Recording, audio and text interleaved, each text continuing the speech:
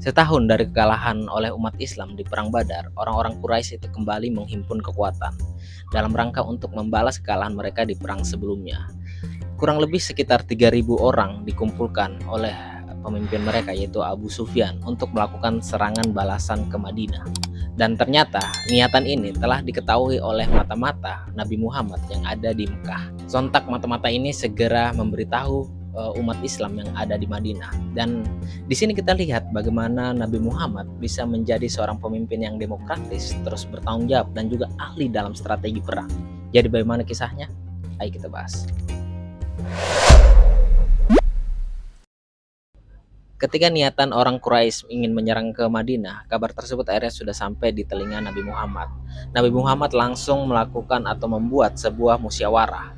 Walaupun dia seorang nabi, dia tetap ingin mendengarkan nasihat atau pendapat orang lain. Akhirnya semua sahabat dikumpulkan, orang-orang yang berpengaruh dikumpulkan dan mereka melakukan diskusi, memusyawarahkan apa yang harus dilakukan untuk menghadapi orang-orang Quraisy nanti yang akan menyerang ke Madinah. Ketika musyawarah itu dibuka, Nabi Muhammad menyampaikan pendapatnya. Menurut Nabi Muhammad, pasukan Muslim itu sebaiknya menggunakan strategi defensif, jadi mereka bertahan saja di kota Madinah. Bukan tanpa alasan, ada dua alasan yang membuat Nabi Muhammad ingin menggunakan strategi defensif ini. Alasan yang pertama adalah, sebelumnya Nabi Muhammad itu pernah bermimpi. Di dalam mimpi dia melihat sapi jantan dan juga pedang yang rompal. Terus dia juga melihat tangannya yang dimasukkan ke baju zirah. Nah, dalam penafsirannya, sapi jantan itu digambarkan sebagai sahabat-sahabatnya yang terbunuh di perang. Sementara pedangnya yang rompal itu ditafsirkan adalah ada nanti keluarganya yang akan meninggal di dalam perang. Terus baju zirah yang ada di dalam mimpinya itu adalah kota Madinah itu sendiri. Menurut Nabi Muhammad, mimpi tersebut bisa saja menjadi pertanda yang buruk jika mereka memaksakan untuk berperang di tempat terbuka. Terus alasan yang kedua, ini alasan yang lebih strategis. Sudah diketahui sebelumnya bahwa niatan penyerangan orang-orang Quraisy ini ke Madinah adalah dalam rangka untuk membalas kekalahan mereka di Perang Badar. Jadi otomatis mereka akan mengumpulkan lebih banyak pasukan dari sebelumnya. Jadi kalau memaksa untuk perang di daerah terbuka atau di ruangan terbuka itu sangat-sangat berisiko. Nah, dua alasan inilah yang melatar belakangi pendapat Nabi Muhammad untuk umat Islam menggunakan strategi defensif dan bertahan saja di kota Madinah. Tapi beberapa sahabat memiliki pendapat yang berbeda. Menurut mereka, walaupun mereka itu kalah jumlah oleh orang-orang Quraisy, kemampuan bertempur mereka itu bisa dibilang jauh lebih tinggi daripada orang-orang Quraisy. Buktinya juga di Perang Badar, walaupun mereka kalah jumlah, tetap mereka bisa memimpin atau mengalahkan dengan telak pasukan orang-orang Quraisy yang waktu itu dipimpin oleh Abu Jahal.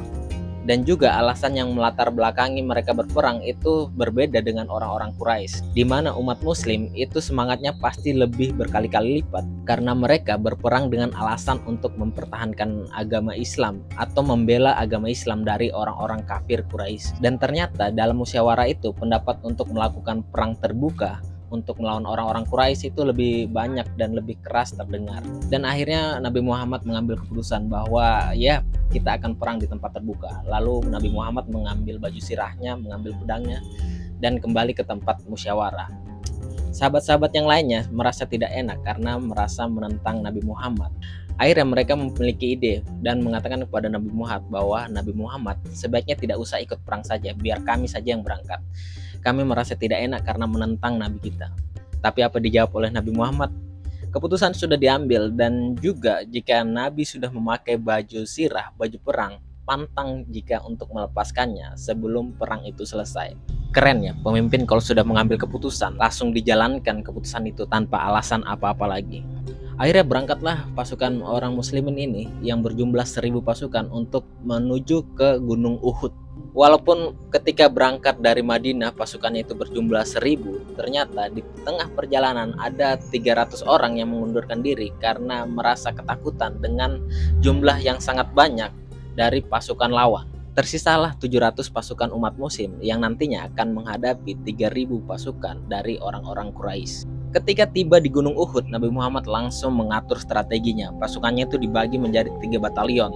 Terus ditempatkanlah 50 pemanah-pemanah handal di atas bukit. Posisinya mereka itu menghadap ke kota Madinah dan memunggungi Gunung Uhud.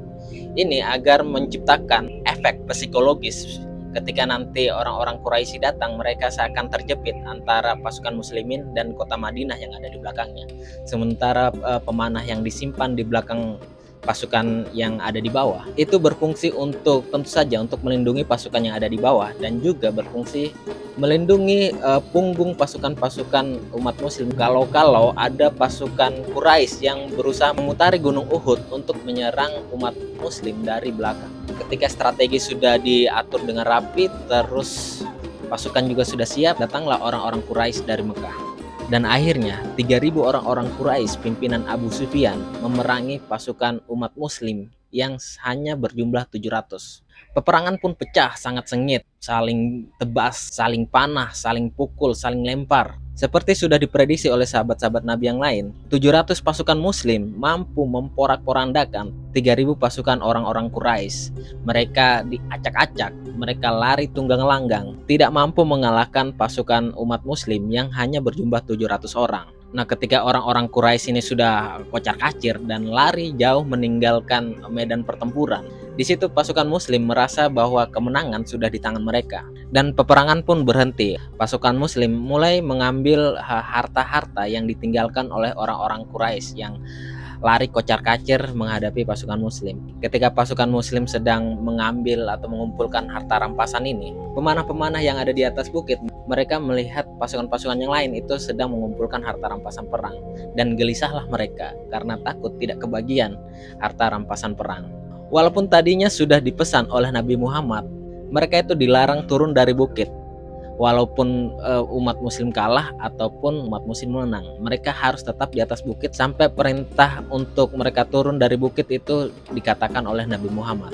Tapi walaupun sudah dipesan begitu, pasukan pemanah yang ada di atas bukit akhirnya turun. Hanya tersisa 10 orang yang tetap berada di atas bukit karena mendengar perintah dari Nabi Muhammad. Sementara yang 40 itu kepala batu. Mereka turun ke bawah untuk ikut mengumpulkan harta rampasan perang tersebut. Ternyata ini adalah kesalahan fatal. Ada beberapa rombongan pasukan orang Quraisy yang dipimpin Khalid bin Walid memutari gunung Uhud ini dan mengambil jalur ke belakang pasukan muslim. 10 pemanah yang tersisa di atas bukit tidak mampu menahan rombongan pasukan ini. Mereka akhirnya dikalahkan dan posisi umat muslim saat ini sangat genting. Pasukan Quraisy yang berada di belakang umat muslim berseru dan berteriak sangat keras, sehingga pasukan-pasukan Quraisy yang tadinya lari jauh kocar-kacir mendengar hal tersebut. Akhirnya posisi umat muslim atau pasukan umat muslim ini terjepit. Ada pasukan Quraisy di belakang mereka dan juga ada di depannya. Bisa dibilang ini posisi sandwich, dan ini sangat-sangat tidak baik. Akhirnya apa? Pasukan muslim terkepung. Mereka terkepung di kedua arah. Peperangan pun kembali berlangsung. Pasukan muslim sangat-sangat menderita dalam posisi ini. Banyak sahabat-sahabat Nabi yang tumbang atau terbunuh di dalam perang ini.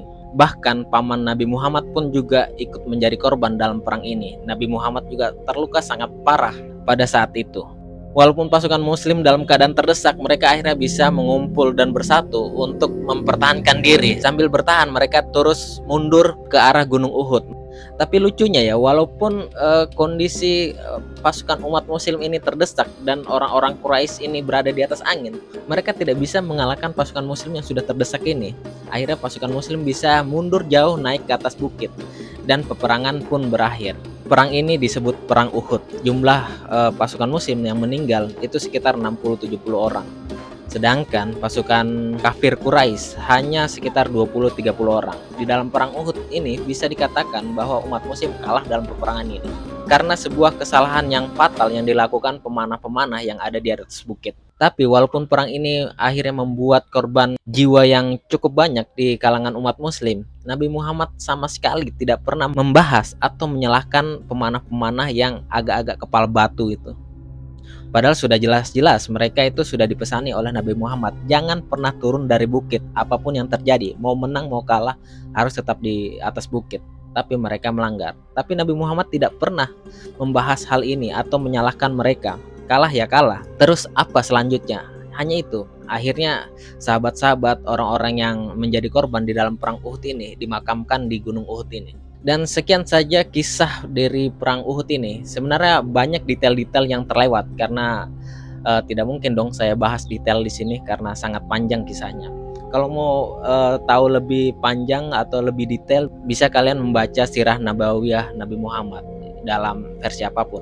Tapi yang bisa kita ambil pelajaran dari kisah ini, bagaimana seorang Nabi Muhammad, beliau bukan hanya seorang pemimpin agama, tetapi juga pemimpin yang sangat demokratis, terus yang bertanggung jawab, juga ahli dalam strategi perang. Inilah yang membedakan pemimpin-pemimpin agama yang lain. Biasanya kan pemimpin agama itu fokus untuk memimpin agama. Tapi kalau Nabi Muhammad itu sudah jadi pemimpin agama, terus pemimpin pemerintahan, terus ahli juga dalam strategi perang. Pokoknya Nabi Muhammad adalah contoh pemimpin yang baik. Jadi kalau mau jadi pemimpin yang baik ya contoh Nabi Muhammad. Oke, sekian saja video kali ini. Terima kasih sudah menyimak dan dadah.